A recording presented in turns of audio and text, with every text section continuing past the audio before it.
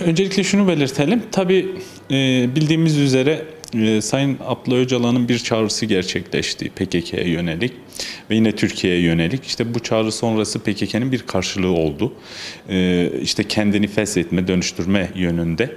Ve daha sonrasında tabii ki bu sürecin özellikle Kürt halkı, Türk halkı, Türkiye'deki halklar açısından ve Orta Doğu'daki halklar açısından bir barış, bir kardeşlik umutları doğdu. Tabii bizler her zaman Van Barosu olarak şunu belirtiyorduk. Bu yürüyen süreç sadece PKK'nın feshi üzerine kurulu bir sistem değildir. Bu öncesi doğmuş sorunları, işte halkların birbirini kabul etmeme, red üzerine kurulmuş Türkiye'nin siyasal yaklaşımının dönüşmesi gerektiği, sorunun aslında PKK'nın doğuşu değil, PKK'den önce gerçekleştiği ve onun bir sonuç olduğu. Dolayısıyla sonuca odaklanıp asıl sebebin unutulmaması gerektiğini her zaman belirttik. İşte bugün yapacağımız bu ziyaret de bölge baroları çerçevesinde yapacağımız işte meclis başkanı ve siyasi parti temsilcileriyle gerçekleştireceğimiz bir görüşme olacak. Tabii bu görüşmenin amacı yine dediğimiz gibi artık Türkiye'nin silahsızlanma aşaması gerçekleşmiş olduğu için bundan sonraki atılması gereken hukuki ve demokratik adımları yönelik olacak. Bizler şunu çok iyi biliyoruz. Halen dahi gelen haberlere göre Türkiye tarafından gerçekleşen operasyonlar var. Bunun duyumları geliyor, kamuoyuna yansıyor. Bir kere öncelikle bunların tamamen durdurulması, ortadan kaldırılması gerekiyor. Bundan sonraki artık çalışmanın demokratik ve hukuki adımlar üzerine gerçekleşmesi gerektiği. Tabii ki bunun adresi meclistir. Sonuçta bir mecliste kanun ve anayasa değişiklikleri gerekiyor. Her şeyden önce şunu belirtmekte fayda var. Türkiye'de Kürt halkının reddi, kimliğinin, dilinin, varlığının, kültürel haklarının kullanmasında ciddi anlamda handikaplar vardı. İşte bu handikapları bugün itibariyle aşmanın önümüzdeki fırsatını konuşmamız gerekiyor. Meclise bu anlamda büyük bir yük düşüyor. Tabii meclis üzerinde özellikle hukukçulara ciddi sorumluluk düşüyor.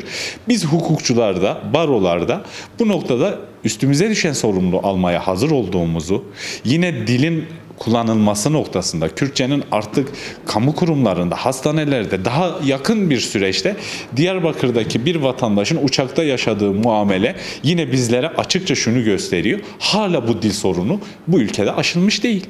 Yine aynı şekilde tiyatroların yasaklanması. Van'da çok yakın süreçte Kürtçe bir tiyatro yapacağı için izin verilmedi.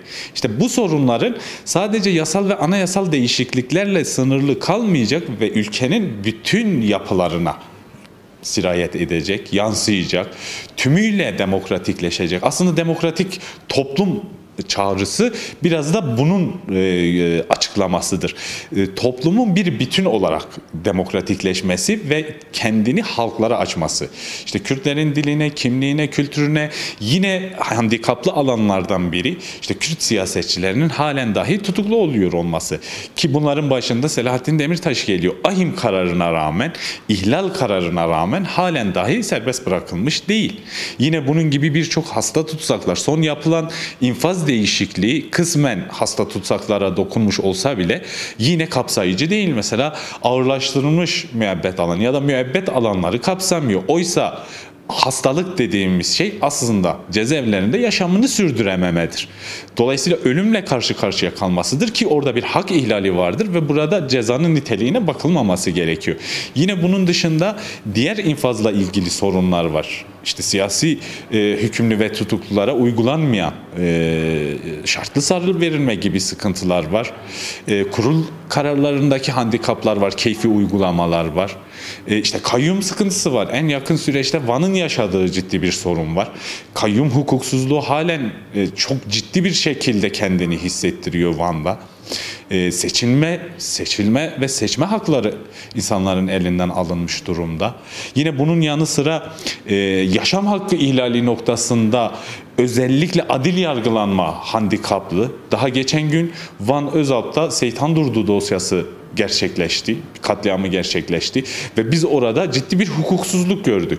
Bu hukuksuzluğun temel sebebinin coğrafyanın Kürt coğrafyası olması, failin ise kolluk görevlisi olduğunu çok iyi biliyoruz. İşte Türkiye'nin bunların tamamını aşabilmesi işte Kürt meselesiyle bağlantılıdır. Dolayısıyla biz burada yapacağımız görüşmenin çerçevesi bunların tamamen artık terörsüz Türkiye kavramından çıkıp hukuki ve demokratik adımların bir an önce bekletilmeksizin atılması noktasında gerçekleşecek. Öncelikle diğer aşamaları tamamlayıp bölgeyle birlikte kendi değerlendirmemizi bu şekilde yapacağız.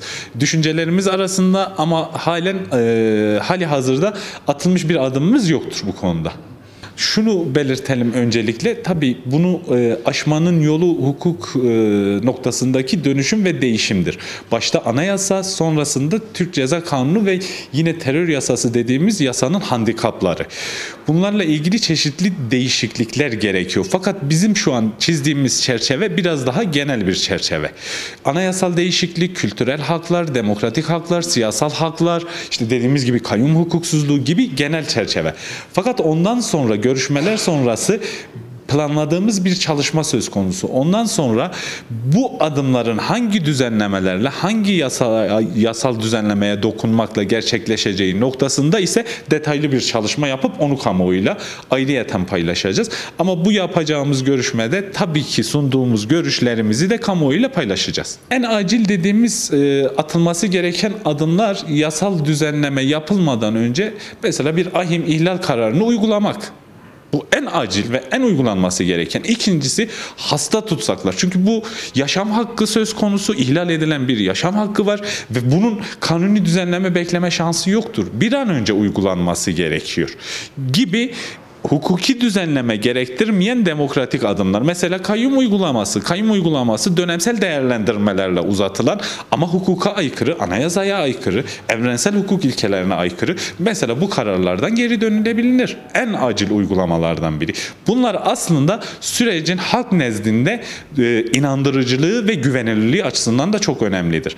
Bu adımlar aslında kamuoyunda evet biz gerçekten demokratikleşiyoruz, bütünleşiyoruz, eşit bir yurttaşlık temelinde birlikte bir yaşam alanı oluşturacağız, inancını da oluşturacaktır.